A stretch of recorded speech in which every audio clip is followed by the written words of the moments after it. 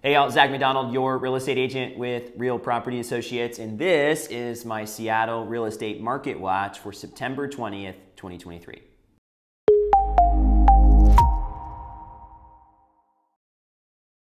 Well, if you haven't noticed, I got my trusty Mariners hat with me here, and I've been wearing lots of Mariners hats lately, even in some of the videos, because I'm really excited as we approach the last couple weeks of the Major League Baseball season that the Mariners are in the hunt for the playoffs. So in order to cheer on my Mariners, I've been wearing a lot of baseball hats. In this video and in future videos until the playoffs are over or the Mariners don't make it, I plan to have a Mariners hat either on or in the video because, well, I got to keep cheering on my Mariners. So as we jump into this week's Market Watch, I wish I had different news to share, but there's not a lot of new and exciting things to share in the housing market. Everything remains relatively stagnant, I would say, or similar to where we've been over the past couple months.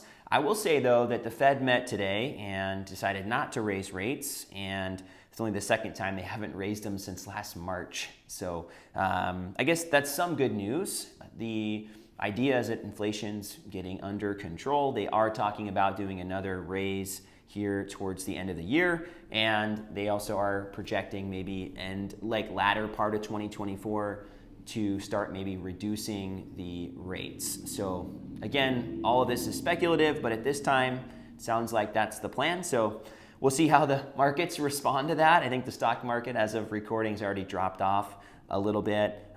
Mortgage rates before the meeting on Mortgage News Daily were at 7.28%, which was a slight increase from the 7.24% last week. And really, we've been hovering in this 7.25% range for a little while now. And again, around some of the highs of the past 20 or so years. Now, how's the housing market been responding? And we look at this every week. I love doing these videos, so I'm glad that y'all have chimed in and requested that I continue making them. I think the biggest thing we're going to see here towards the end of the year is just a massive drop-off in supply. So if I'm going to predict anything, that's going to be what it is. I know earlier in the year I started talking about how I think we'll have year-over-year increases in the median sales price, and I stand behind that as well. So we'll see how the rest of the year shapes up, but prices were down quite a bit from even where they're at now at the end of last year, and I don't suspect that's what we're gonna see, especially with the low inventory environment that we are in, and also with, well, some of the positive sentiment, I would say, that we're starting to get to a point where the Fed's even talking about what it might look like to start dropping the interest rates. And at the same time, even using some rhetoric to hint that maybe the economy is doing better than they were projecting it would, all at the same time. So listings, though, we're seeing a drop off here week over week. We had 761 new listings at the beginning of September. This last week in King and Snohomish County, we're seeing 601. So we saw a pretty big drop off there week over week in new listing activity. We saw a little reduction in the price reductions. Get it? We were at 396 last week, 355. We had a drop off as well in pending sales. Not a big drop off, 715 versus 728 last week. And again, the pending sales category does encompass houses that were pending inspection and went to pending. So that is, again, I would say like the closer to sold category is probably the best way to look at those. And then the sold listings, 536 versus 575. The majority of our closings will probably happen in the next week to 2 weeks on the data sheet here, especially as we're hitting the end of the month. The projection I made earlier about the inventory continuing to decline, I want to come back to that because it's not some like magical prediction. It's something that's based on what we've been experiencing all year long, which is reduced housing inventory.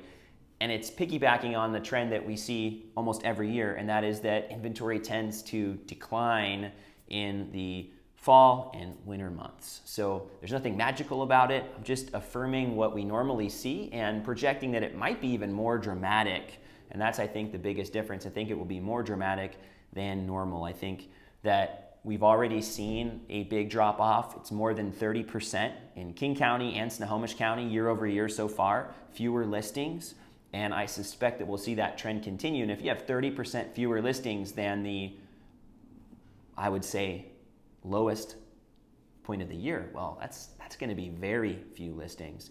And we've seen all year that the trend has been there's still more buyers than there are listings, which is why we've been seeing some competition and some rebound in the prices. So as we head towards the end of the year, buyers that are actively looking and want to purchase are still going to be able to do that, but there's going to be a lot less selection. And what will happen is the selection that's out there is going to continue to dwindle as we head into the winter months. And man, I think it wouldn't be a surprise to see below a month's supply heading into the holidays and at least the beginning of the year, which I think, again, is just going to continue to put pressure on pricing and inventory. And even if we do see more houses coming on the market at the beginning of 2024, I suspect that we'll find ourselves in a similar situation to this year, right, where we saw prices start climbing again.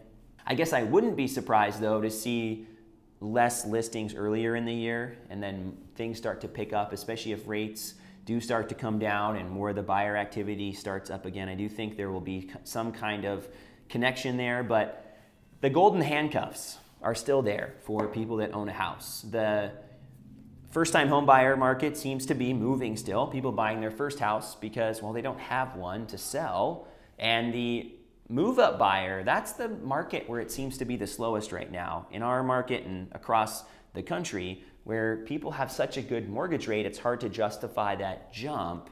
And the luxury market has also seen similar things, not as active as you would see in a different year. So the prototypical first-time home buyer house and price point is moving, but the other price points aren't moving as fast, and there really just aren't as many options coming on the market. So as we head into 2024, I think we're going to see a lot of the same with the golden handcuffs remaining in place, less inventory, and I think we're going to see that start to manifest itself here in the coming weeks. So if you're a buyer that is currently looking, I would just say be patient. It's okay. This is part of the process. And if you're in a hurry, I would say you're going to want to jump on something sooner rather than later, because there is going to be less supply in the winter months, and I would even say later fall. This is probably the last big push of listings for the rest of the year. I would say if you're somebody looking to sell in the fall and winter, you're actually going to be at somewhat of an advantage because there will be less options for buyers to choose from. So you may even find yourself in a somewhat competitive situation. Thanks so much for watching this week's Seattle Real Estate Market Watch. I hope it was valuable for you. If you got some good nuggets out of this video, I would love it if you give it a thumbs up. And if you've got some thoughts to share down below in the comments, I'd love to hear from you as well. Oh, and I almost forgot. Go Mariners.